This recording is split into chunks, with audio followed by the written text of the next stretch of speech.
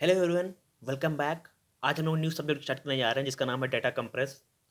Data को compress करना, इसका आज हम लोग स्टार्टिंग फर्स्ट वीडियो है, तो हम इसमें आज इंट्रोडक्शन जानेंगे कि डेटा कंप्रेशन क्या होता है, कैसे यूज़ किया जाता है इसको, ये कैसे वर्क करता है, क्या नीड है इसकी, ये सब हम लोग जानेंगे। तो पहले इसकी बात करते हैं डिफिनेशन की। डिफिनेशन कहते क्या है?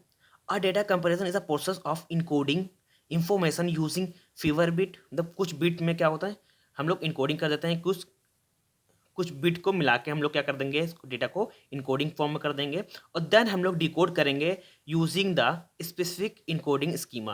मतलब हम लोग क्या करेंगे, जब हम लोग डेटा को सेंड करेंगे सेंडर के थ्रू से, तो हम डेटा को क्या कर देंगे, बिट बिट के इस्तेमाल से हम लोग डेटा को क्या कर देंगे, इनकोडिंग कर देंगे। जब डेटा हमारे पास रिसीव हो जाएगा रिसीवर के पास, ठीक, तो क्या होगा, तो ये हम लोग इनकोडिंग के स्कीमा के हेल्प से हम लोग डेटा को डिकोडिंग कर देंगे। यहाँ पे ये डिकोड होगा, यहाँ पे क्या होगा, सेंडर के पास क्या होता है, इनकोडिंग होगा। ठीक है, इसके बारे में आगे पढ़ेंगे। और हमें हमेशा याद रखेगा, जो कंप्यूटर साइंस में, आप साइंस में बात कर लीजिए आप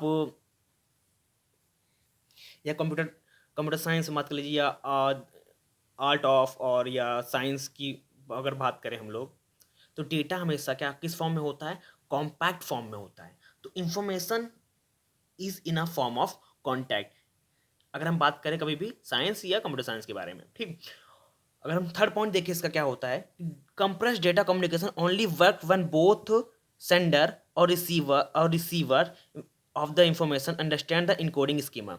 ये तभी इम्पॉसिबल है जब हमारा जो सेंडर होगा, मतलब एक यूज़र है, यूज़र वन, ठीक, क्या कर रहा है, डेटा को सेंड कर रहा है। ठीक, ये डेटा हमारा डी हमारा डेटा है, और ये हमारे पास यूज़र टू है जो है, ये यूज़र वन सेंडर है और यूज़र टू क्या है, हमारे पास रिसीवर है। ये तभी पॉसिबल होगा जब दोनों अंडरस्टैंड करेंगे। अगर ये यूज़र वन हमारा डेटा ट्रांसफ़र कर रहा है, ठीक, जो कोई भी डेटा ट्रांसफ़र कर रहा है और उसको इनकोडिंग फॉर्म में, तो क्या करे यूज़र जो हमारे टू है, मतलब जो हमारा रिसीवर है, वो क्या करे, जो डेटा है उसको डिकोड करने के लिए हम लोग इनकोडिंग स्कीमा का इस्तेमाल करेंगे।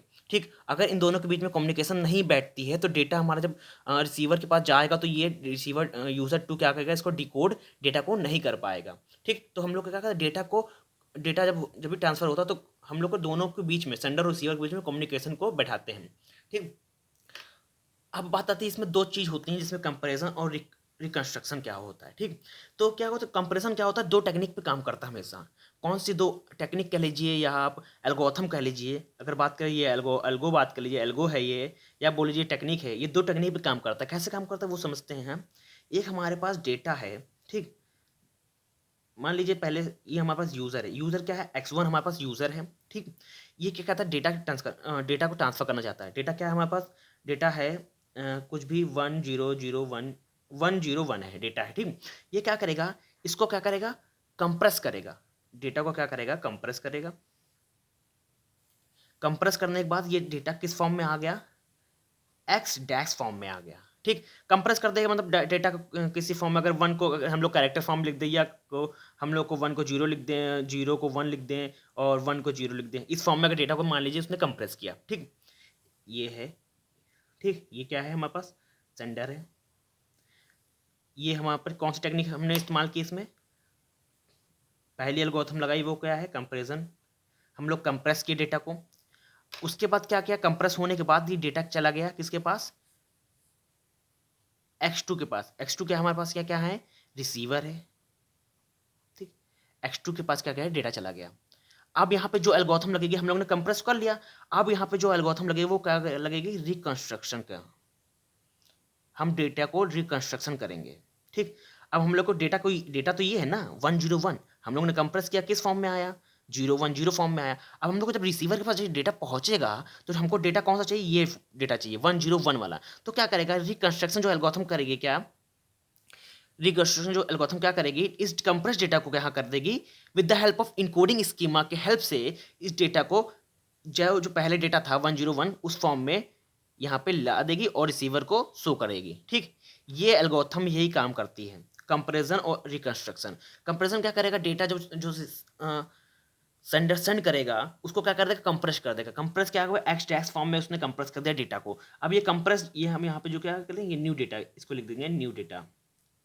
आप कह लीजिए न्यू डेटा है, ठीक। अब क्या करेगा, जब यहाँ से सेंडर के पास से डेटा गया कंप्रेस होकर, अब जब रिसीवर ने रिसीव किया उस डेटा को, अब रिसीवर क्या करेगा, उस डेटा को क्या करेगा, रिकंस्ट्रक्ट करेगा। रिकंस्ट्रक्ट कौन से फॉर्म में करेगा, कि जो हमारा जो डेटा था कंप्रेस फॉर्म, उसको हम लोग क्या करेंगे, मेन डेटा में ट्रांसफर करेंगे। जैसे ये डेटा था 101, उसमें ये रिकंस्ट्रक्शन एल्गोरिथम क्या करेगी, ट्रांसफर करेगी, मतलब रिकंस्ट्रक्ट करेगी उस डेटा को। तो इसमें कौन सी एल्गोरिथम लगी, दो एल्गोरिथम लगी। एल्गोरिथम 1 क्या है, कंप्रेशन है, और दूसरी क्या है, रिकंस्ट्रक्शन एल्गोरिथम का इस्तेमाल हुआ, ठीक। ये बहुत इंपॉर्टेंट है कि कौन सी दो एल्गोरिथम का इस्तेमाल किया जाता है डाटा कंपैरिजन करने में। अब अगर एक बात आती है कि हमको डेटा कंप्रेस करने की ज़रूरत क्या पड़ी, नीड क्या थी इसकी कि हम लोग डेटा को कंप्रेस करना पड़ा। पहली नीड क्या है, जब हमारे पास स्पेस कम होता है। मान लीजिए हमारे पास डेटा है बहुत ज़्यादा, मतलब एक एक 2 GB का डेटा है हमारे पास, हार्ड डिस्क में स्पेस बची है वही 1 GB की स्पेस बची, तो हम लोग क्या करेंगे, डेटा को कंप्रेस कर देंगे। तो हम लोग जब डेटा को कंप्रेस करेंगे ना, तो हमारी जो 1 GB का डेटा था वो कंप्रेस होगा, कम से कम 500 MB का आ जाएगा। तो हमारे पास 500 MB हार्ड डिस्क में ही स्टोर होगा, बाकी जो उसकी हार्ड डिस्क की स्पेस जो बची थी 1 GB, उसमें से 500 MB बच जाएगी, ठीक। अगर फर्स्ट बात करें इसकी, it helps to reduce the consumption of expensive resource such as hard disk space, ठीक। एक तो पहले पहला पॉइंट ये हो गया, और दूसरा पॉइंट क्या होता है कि अगर हम लोग कभी डेटा को ट्रांसफर करते हैं सेंडर और रिसीवर के बीच में, तो हम लोग क्या करते हैं, कुछ फाइल्स होती हैं, जैसे कि फाइल्स कैसे, आप बात कर लीजिए, इमेज हो गया, वीडियो हो गया, ऑडियो हो गया। तो हम लोग क्या करते हैं, जब फाइल बड़ी होती है ना, तो ट्रांसफ़र नहीं होती, तो हम लोग क्या करते हैं, डाटा को कंप्रेस करते हैं।